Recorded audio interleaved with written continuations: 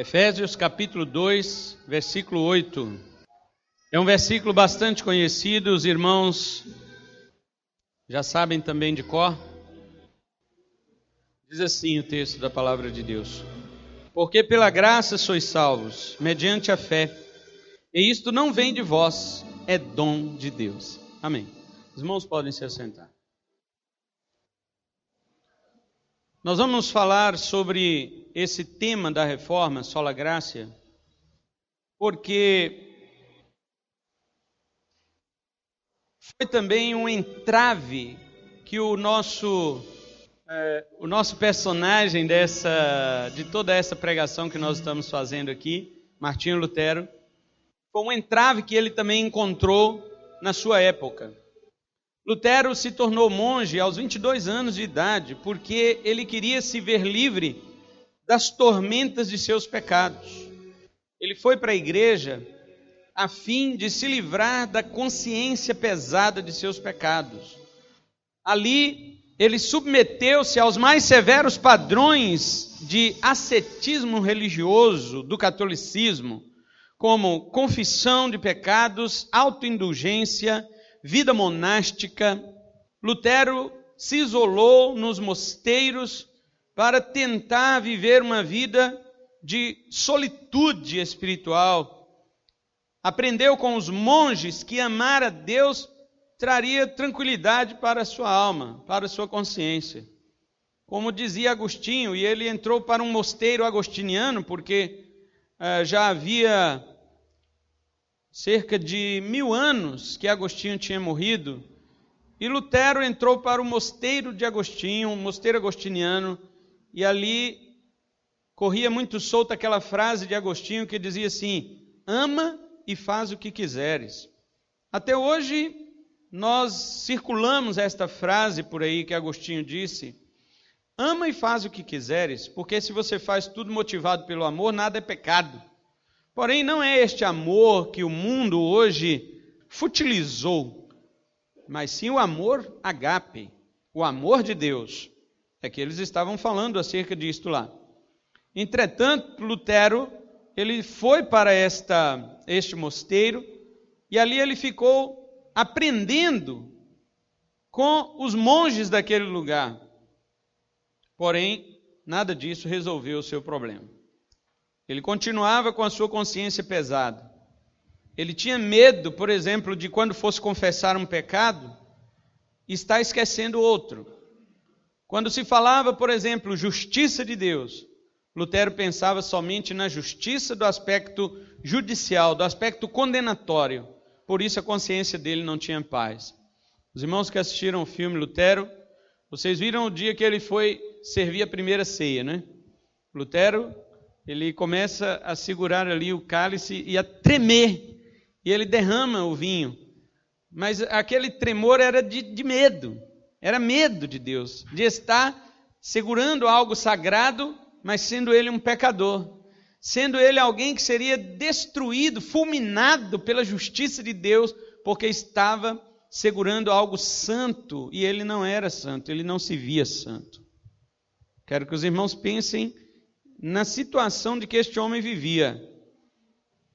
A ceia do Senhor, desde a época de Atos, era recomendada como uma observância de examinar-se a si mesmo. Os irmãos já sabem do texto de 1 Coríntios 11, Paulo diz: examine-se o homem a si mesmo. Porém, meus irmãos, mais tarde, a igreja começa a ordenar alguns critérios para a pessoa participar da ceia. Os primeiros critérios a serem ordenados pela igreja para alguém participar da ceia é que lavassem as mãos e as roupas para participar. Então as pessoas começam a achar estranho, mas não ligam muito. E aí elas se acostumam depois. Vocês já perceberam isso? Uma coisa que é frequentemente repetida, ela deixa de ser temerosa. Antigamente nós tínhamos medo de falar algumas palavras.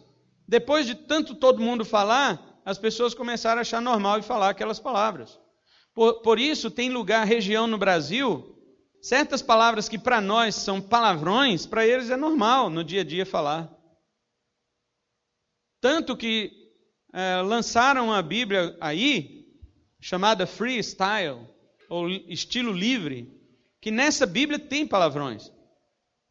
Inclusive, alguns palavrões é Jesus que fala, de acordo com essa tradução da Bíblia aí. Foi feita por um crente, filho de pastor, muito renomado aqui no Brasil, pastor. E a Sociedade Bíblica, então, publica esta Bíblia. Mas, como hoje, veja bem, o que as pessoas têm intenção com esta Bíblia? Você pode falar, mas que absurdo. Por que fazem isto? Eu vou te dizer por quê. Porque a igreja mesmo deixou de respeitar a Bíblia. Dentro da igreja mesmo, no meio das pessoas mesmo. No meio das pessoas cristãs mesmo, começou a surgir, sabe qual ditado popular no meio dos crentes? Irmãos, nós temos que ser condescendentes com as pessoas. Por exemplo, você não vai pregar o evangelho para um skatista falando desse jeito que você prega na igreja. Você vai pregar para um skatista falando na língua dele. E aí, brother, como é que tá e tal. E você tem que ter a linguagem do surfista, a linguagem do drogado. Então, fazem agora uma Bíblia para atender a linguagem desse povo, dessas pessoas. Não, nós temos que falar a linguagem deles. Oh, meus irmãos, isso é culpa da igreja mesmo. Por isso que esta Bíblia está circulando aí, por culpa da igreja, porque deixamos esse ditado maligno entrar no nosso meio e nós acreditamos nisso, que para pregar o evangelho tem que mudar a linguagem para o cara entender. Pelo amor de Deus, meus irmãos, você vê o apóstolo Paulo mudando a linguagem dele? Leia a carta aos Coríntios. Os coríntios gostavam de filosofia, de Aristóteles, de Platão, de Sócrates. Os coríntios gostavam da filosofia, da maneira arquitetada de falar. E Paulo diz, sabe o que para eles? Eu não vou falar com vocês nisso aí não. Eu não vou falar com vocês com linguagem de sabedoria humana não. Porque o evangelho do nosso Deus é loucura para essas pessoas que perecem. Os judeus pedem sinais, os gregos querem sabedoria, mas para os salvos o evangelho é o poder de Deus. Eu prego a cruz. É loucura para os gentios, é escândalo para os judeus, mas para os salvos é poder.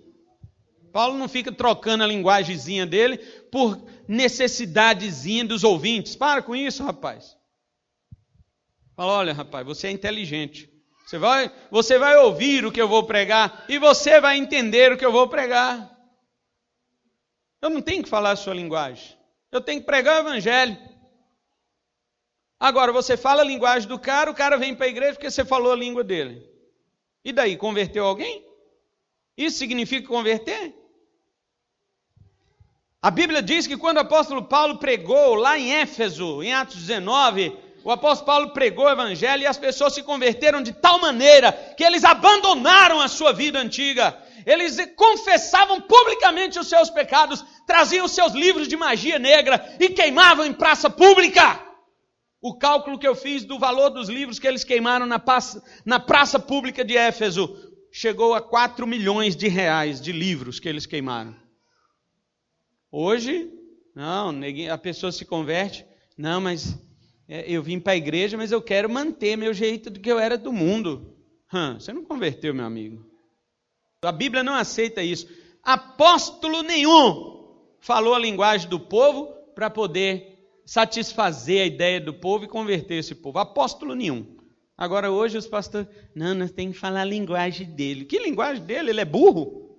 Para não estar entendendo o que eu estou falando? Não é, ele é inteligente. Então vai ouvir o evangelho como ele é.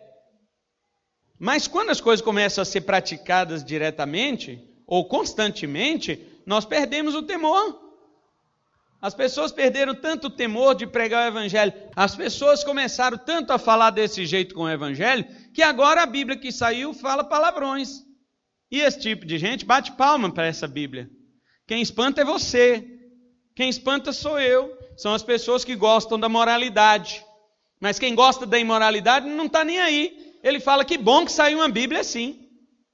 Os homossexuais também não fizeram a Bíblia deles, onde eles arrancam da Bíblia todos os textos que os condenam?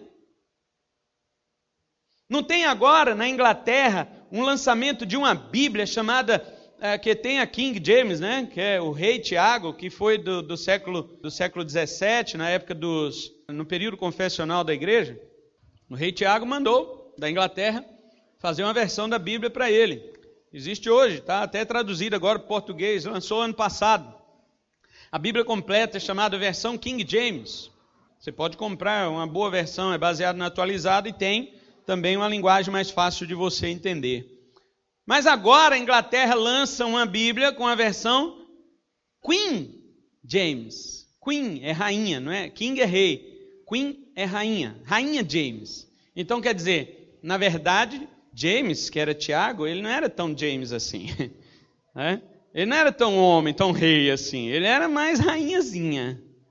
Então agora começa, nessa Bíblia, Deus não é pai, Deus é mãe. Eles colocam que Deus é mãe, Deus não é pai. Os irmãos estão vendo onde que chegou o desrespeito para com a palavra de Deus. E nisto, meus queridos irmãos, vai surgindo coisas piores.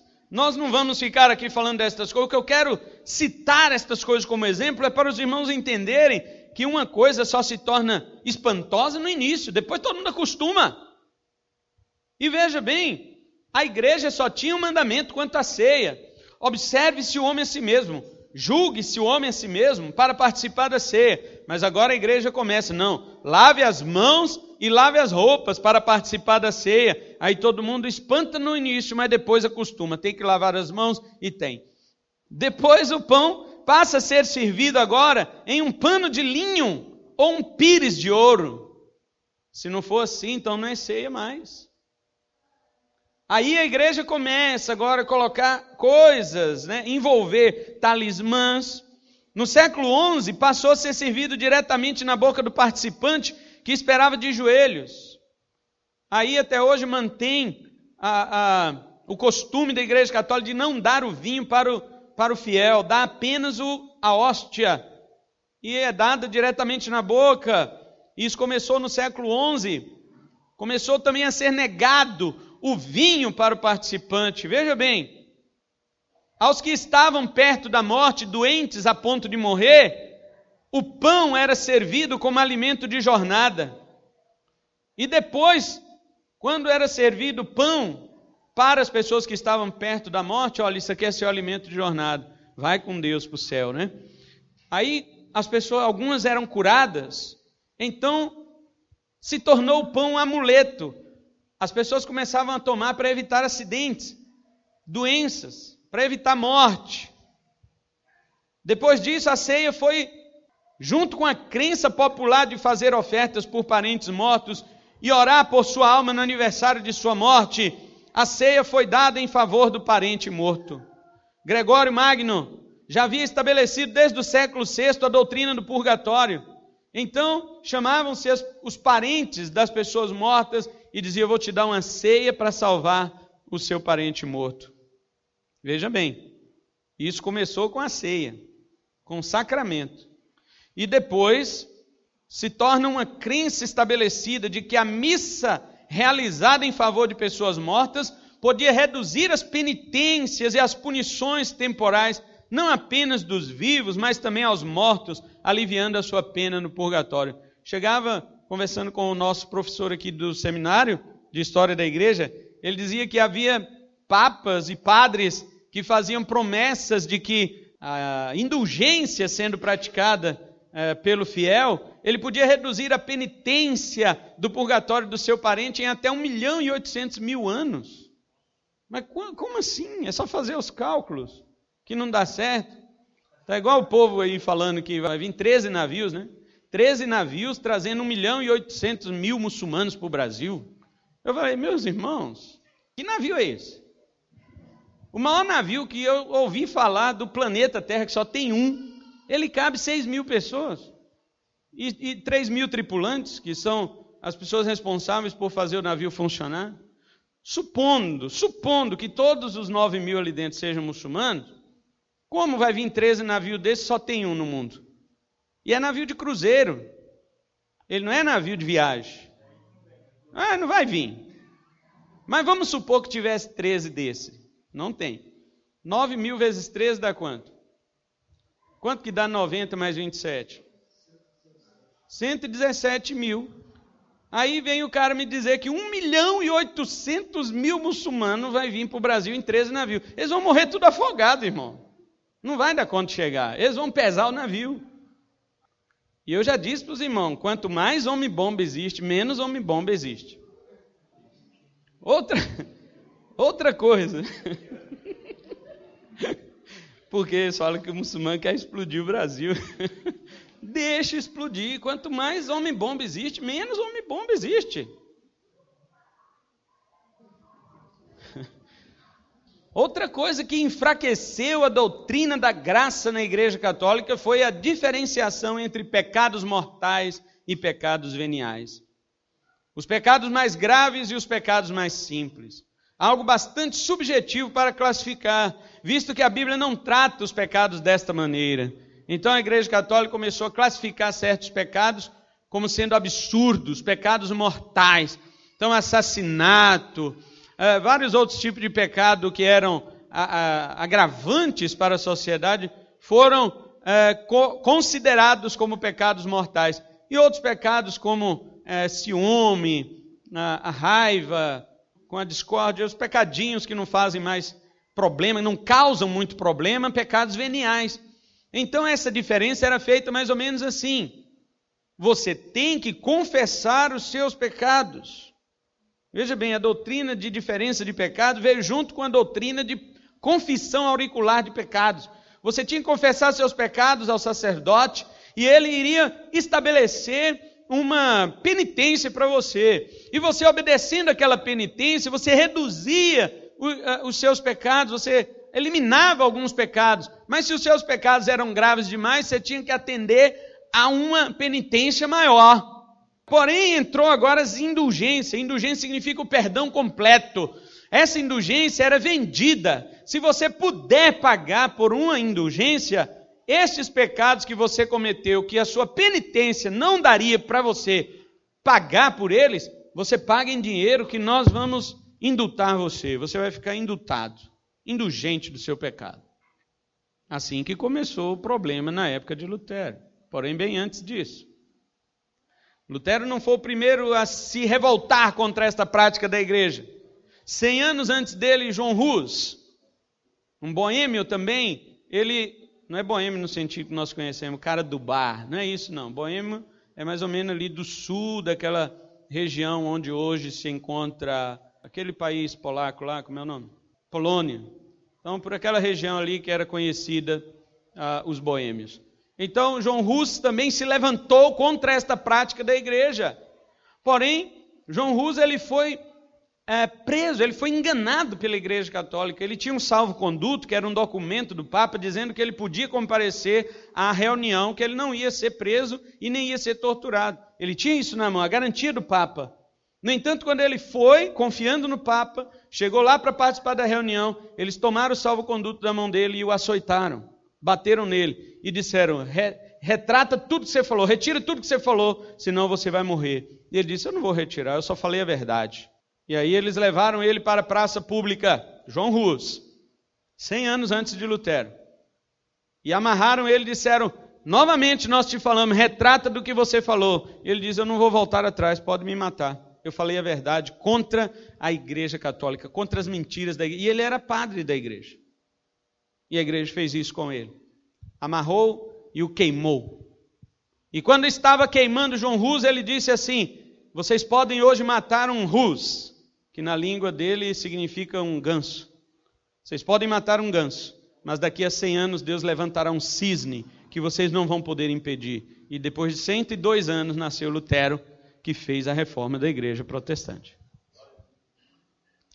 Antes de John Hus também, havia um outro homem chamado John Wycliffe, que ele também foi contra todas essas ideias da igreja católica. Porém, como ele era um homem de alta patente no meio religioso, ele ficou muito protegido por algumas pessoas que concordavam com ele e discordavam da igreja. Inclusive, John Wycliffe, ele fez uma tradução da Bíblia Latina que existia, já traduzida por São Jerônimo. Ele traduziu esta Bíblia para o inglês da sua época. Muita gente teve acesso à Bíblia na sua língua original. sua língua pátria, que eu quero dizer, original não, porque era grego e hebraico, mas na sua própria língua, coisa que a Igreja Católica sempre proibiu. As pessoas nem tinham que ter Bíblia. O clero tinha a Bíblia em latim. Ai de quem traduzisse a Bíblia para a língua dos países da época. E John Wycliffe, ele só não foi morto porque teve muita proteção de outras pessoas e ele era de alta patente na Igreja Católica. Mas ele sofreu um derrame e morreu. E depois de morto, teve um outro papa que se levantou, considerou os estudos de John Wycliffe e declarou John Wycliffe herege. Mesmo morto, esse papa mandou tirar o cadáver dele de dentro do cemitério e queimou o cadáver dele, dizendo: estamos queimando um herege. Estas coisas existiram na Igreja Católica da época de Martinho Lutero. E essa questão de confessar pecados, de confissão auricular, penitência, confessando seus pecados ao sacerdote, você recebia suas penitências para se livrar do poder do pecado, mas os pecados não deixaram de ser cometidos, e os cristãos, apesar de confessar os pecados, acumulavam seus pecados de maneira que nesta vida eles não podiam cumprir com o déficit de seus pecados, então aplicaram a doutrina do purgatório. Você não consegue pagar seus pecados aqui, você pode pagar depois de morto, mas como assim? Seu parente que ficou aqui, ele dá uma oferta e tira sua alma de lá. Queridos irmãos, você pode estar achando isso absurdo, mas quando se fala que a igreja evangélica faz isso hoje, você não acha um absurdo, você acha normal. Quando se fala que a igreja evangélica faz isto hoje, e faz mesmo, porque basta você assistir um programa chamado evangélico na televisão e você vai ver, é só isto. As pessoas vendendo as bênçãos de Deus. Compre aqui a sua chavinha, a chave da vitória. É somente R$157. Não vai fazer diferença para você. Você vai ser abençoado. Compre a fronha do travesseiro ungido. Pessoal, eles não dizem compre, porque se falar compra, ninguém, mas eu vou comprar a bênção. Olha, esta é a bênção de Deus para a tua vida. Você só dá uma oferta. Leve esta rosa ungida para a sua casa e você deixa a sua oferta aqui. Mas quanto que é que eu tenho que deixar? A rosa ungida é R$100. Mas se você tiver fé, você pode dar R$500. E inventam fogueira santa, que na verdade é uma fogueira maldita, porque ela acaba com tudo que a pessoa tem. Inventam outras coisas para te vender bênçãos. E as pessoas acham que é isto mesmo. Olha, irmãos, tem crente de nossas igrejas, tem carnezinho de contribuição com essas. Pode assustar, meu filho. Eu tenho carnezinho de contribuição sim, porque lá o milagre acontece. Tá, vai nessa. Vai patrocinando milagre para você ver onde você vai parar. Naquele dia, Jesus dirá: nunca vos conheci, apartai-vos de mim, vós que praticais a iniquidade. Mas, Senhor, operei milagres, ainda tinha um patrocinador. Vem cá, não adianta você fugir. Não adianta você fugir. Naquele dia, vem aqui os patrocinadores também dos milagres. Vocês apoiaram essa palhaçada de heresia que era praticada na minha igreja. Vocês ofertaram para que esta mentira fosse propagada em meu nome. Por enquanto, Deus deixa, tá? Por enquanto Deus deixa, mas naquele dia não vai escapar um centavo não vai escapar. Não, o pastor é muito severo, você tem que ver Deus. Eu só estou avisando, Deus que vai fazer. Quem é mais severo? Eu sou só um arauto de Deus, só falo. Eu não posso fazer nada, só aviso, porque está na Bíblia. Você tem que ver Deus, meu amigo. Participa dessas coisas para você ver. Na época de Noé, ninguém obedeceu, ninguém acreditou, né? Quando a água veio, ninguém podia dizer que não sabia. Saber, sabia, só não acreditava. A partir do século XI, então, foi incluído nas penitências, sabe o quê? Participar das guerras. A Igreja Católica desenvolveu uma guerra contra os mouros e também desenvolveu uma guerra contra os muçulmanos, chamadas cruzadas. Esta guerra você podia participar, porque você participando como um cristão, das cruzadas, das guerras, você podia ser absolvido de seus pecados. Você participando de uma guerra naquela época fazia com que a pessoa obtivesse um perdão parcial ou até um perdão total dos seus pecados, para que fosse perdoado. Você agora era um soldado de Cristo lutando nesta terra contra carne e sangue. Olha o que Paulo diz: irmão, nossa guerra não é contra carne e sangue, mas agora a Igreja Católica não aceita que os muçulmanos invadam Jerusalém e vai lá fazer guerra contra eles. Ganhou só a primeira, de 12 cruzadas perdeu 11.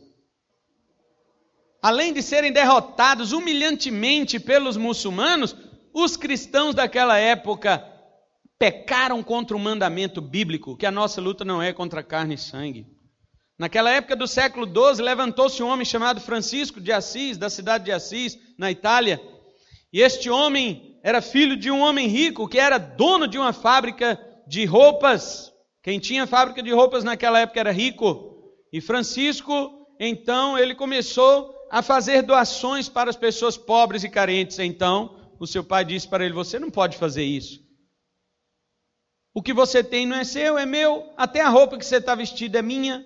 E Francisco de Assis disse para o pai dele: então, toma a sua roupa. Arrancou a roupa, ficou nu, jogou a roupa aos pés de seu pai e foi embora. Vestiu qualquer coisa que achou na cidade, abriu um mosteiro, fundou um mosteiro, um mosteiro até hoje conhecido como o mosteiro franciscano, e então estabeleceu que ali só iam padres, freis, sacerdotes que de fato quisessem abrir mão da riqueza. Eles faziam um voto de pobreza. E muita gente se aderiu a São Francisco de Assis no século XII, bem na época da Guerra das Cruzadas, na guerra da igreja contra os muçulmanos. São Francisco de Assis foi lá, na barba do sheik, e falou com ele: eu quero falar de Jesus para você. E espancaram ele ali e falaram: é um cristão, matem-no. E o sheik, então, o calife, né, ele dizia assim: não mata não, porque ele não está armado. Como esse homem é louco de vir aqui em plena guerra, muçulmanos e cristãos, e ele vem desarmado, o que você quer? E ele diz: eu quero falar do amor de Jesus para vocês, sozinho, desarmado, na época de guerra. E o calife diz assim: não, você sabe que nós estamos em guerra. Aí ele diz: mas os meus irmãos cristãos não sabem o que estão fazendo. O meu Senhor Jesus disse que nós não devemos pegar em armas. Os nossos apóstolos diziam que a nossa luta não é contra o sangue nem contra a carne. Eu quero falar do evangelho de Jesus para vocês. E o calife dizia: então entra, deixa esse louco entrar, vamos ouvir o que ele tem a dizer. Aqueles muçulmanos ficaram tão impressionados com o evangelho que Francisco de Assis pregou para eles, que eles disseram para Francisco assim: olha, se fosse por você e seu Jesus, nós nos tornaríamos cristãos. Mas por causa dos seus irmãos cristãos, da sua religião cristã, nós vamos continuar muçulmanos e vamos à guerra e vamos defender as nossas terras. E mandaram ele embora e falaram: não volte mais aqui. E ele foi embora chorando porque queria converter os muçulmanos. E quando ele chega de volta no mosteiro que ele havia fundado, ele encontra os demais freis ali, os demais frades que estavam ali, ricos, já com grana, colocando o mosteiro para ficar bonito, enfeitando disso e daquilo. E ele jogou aquele negócio no chão e disse: nós fizemos voto de pobreza, vocês quebraram seus votos, vocês não têm palavra. E saiu dali mais triste ainda com o cristianismo e foi embora. E viveu ermitão, sozinho pelas montanhas, onde então ele só falava com Deus e chamava os elementos da natureza de irmãos e irmãs. Irmão sol, irmã lua, irmão pássaro, porque ele não confiava mais nos cristãos. Depois de algum tempo encontraram ele doente no meio daquelas cavernas da montanha. E segundo a lenda, acharam nele todas as chagas de Cristo no corpo dele. Eu me pergunto, por que a Igreja Católica venera um santo deste, São Francisco de Assis, e ela é oposta às ideias dele? Ela é abundante em riqueza, enquanto ele era extremamente pobre, voluntariamente. Eu me pergunto por que crente hoje fala mal de santo e não sabe a história do cara. São Francisco, o sangue de Jesus tem poder, é um demônio. Demônio é estes que estão por aí pregando nos púlpitos, arrancando o dinheiro das pessoas, e vocês não falam nada. E quando tem alguém que fala, diz: não julgueis. Eu já disse que eu não sou juiz. Eu sou um analista. E você tem que ser, porque a Bíblia diz para a gente analisar. A Bíblia diz sim para nós analisarmos. O juiz é Deus. Naquele dia não vai escapar um fio de cabelo, meu filho.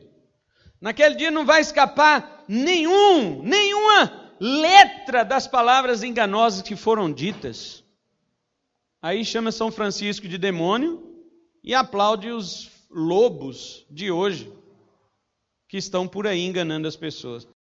Vai entender. Pois bem, agora com o surgimento das indulgências, os vendedores das indulgências diziam o seguinte: na época de Lutero existia um vendedor de indulgências chamado João Tetzel. Este homem, ele era formidável vendedor. Ele vendia indulgência de tal maneira, olha as propagandas que ele fazia. Ele dizia assim: olha, quem comprar indulgência, a sua alma sairá mais limpa do que quando saiu das águas do batismo. Então, quem não queria comprar? Até hoje, se falar isso, um crente compra. Ele dizia assim: quem comprar uma indulgência será muito mais santo do que Adão antes da queda. Ele dizia o seguinte, ele queria também arrecadar outros vendedores como ele, né? Já existia pirâmide naquela época, né? Você trabalha para mim, o outro trabalha. Ele queria arrecadar vendedores e dizia: quem quer ser vendedor de indulgência? As pessoas ficavam meio com medo. Ele diz: a cruz do vendedor de indulgência, ela tem tanto poder quanto a cruz de Cristo.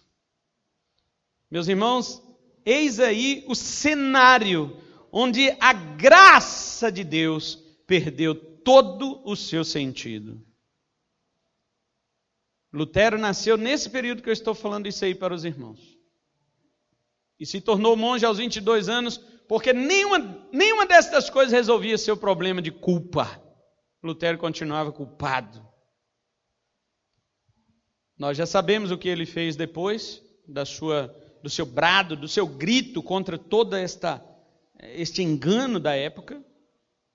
Mas mesmo depois de Lutero ter saído das garras desta mentira, levantou-se um homem muito sábio, um literário, um monstro da literatura e da teologia católica chamado Erasmo, Desiderius Erasmo, da cidade de Roterdã, na Holanda. Este homem escreveu vários livros, mas este homem também ele era contra a Igreja Católica em alguns aspectos. Existe um livro dele chamado, até traduzido para o português, que é Elogio da Loucura. Quem quiser pode comprar, que é um excelente livro. O homem tem uma inteligência fora do comum. Erasmo de Roterdã. Neste livro, Elogio da Loucura, ele fala exatamente dos problemas que estavam acontecendo na Igreja Católica. E ele bate contra isso. Porém, ele não tem a mesma garra de Lutero. Ele era muito polido. Lutero era muito escrachado. Lutero era muito ácido. Então, houve um livro que ele escreveu chamado O Livre Arbítrio. No latim, De Liberi Arbitrio. Este homem escreveu este livro, e quando Lutero leu o livro daquele homem, Lutero resolveu escrever um outro livro. Um livro chamado De Servi Arbitrio, no latim, que é O Servo Arbítrio, que foi traduzido para o português com esse título aqui: Nascido Escravo. Martinho Lutero. Isso aqui é uma condensação. O livro não é desse tamanhozinho, não. O brasileiro não tem muita vontade de ler, então eles já traduziram só um pouquinho. Infelizmente. Senão vocês iam ver o tamanho do livro. Então, Lutero escreveu este livro chamado O Escravo Arbítrio, para combater os escritos de Erasmo e dizer que, se o homem crê de fato que ele tem livre-arbítrio, então, o que é livre-arbítrio? É o poder igual que você tem de decidir para fazer o mal ou para fazer o bem. Isto é livre-arbítrio. E Lutero dizia: se você tem este poder igual, então não precisa de Jesus. Basta utilizar a força deste poder para você escolher o bem. Quem é que pode? Se você tem livre-arbítrio, viva uma semana sem pecar. Pela sua própria vontade, pelo seu próprio poder. Você não consegue. Portanto, você não tem um livre-arbítrio. Nós não estamos negando que você tem vontade. Você tem vontade. Mas a vontade que você tem, ela é escrava às intenções. Ela é escrava de suas inclinações. A inclinação do seu coração é o pecado. Por isso você sempre irá escolher o pecado. Quando você diz, eu escolhi a Cristo, é porque Cristo já te escolheu. Você pode não perceber isto. Você pode não saber disto, mas é isto que a Bíblia diz. Jesus diz em João 6,44, ninguém pode vir a mim se o Pai não o trouxer. E Jesus diz, eu sou o caminho, a verdade e a vida, ninguém vem ao Pai senão por mim. Então o Pai leva as pessoas ao Filho e o Filho leva as pessoas ao Pai. E existe um outro versículo em 1 João 4,19 que o apóstolo João diz assim, nós o amamos porque ele nos amou primeiro. Se Jesus não te amasse, você não o amaria nunca. Seu amor por Jesus é resultado do amor dele por você. Foi nessa época que Lutero viveu. Eles haviam solapado a graça de Deus completamente, o que levou este reformador a dar o segundo brado, o segundo grito da reforma, sola gratia, ou somente a graça. É sobre isso que nós vamos falar domingo que vem. Hoje apenas fiz um cenário, mostrei o cenário para os irmãos, de como era o ambiente em que o nosso protagonista viveu. Mas na semana que vem nós vamos falar sobre alguns pontos principais sobre a graça de Deus. O primeiro ponto que nós vamos falar é que para entender a graça é preciso admitir a desgraça. Nós vamos falar que a graça é de graça para nós, mas alguém pagou. E quem pagou, pagou um preço altíssimo. E em último lugar, nós vamos falar que a graça gera no coração do salvo ações de graça. Amém? Isso pretendo falar domingo que vem. Tá bom? Vamos orar.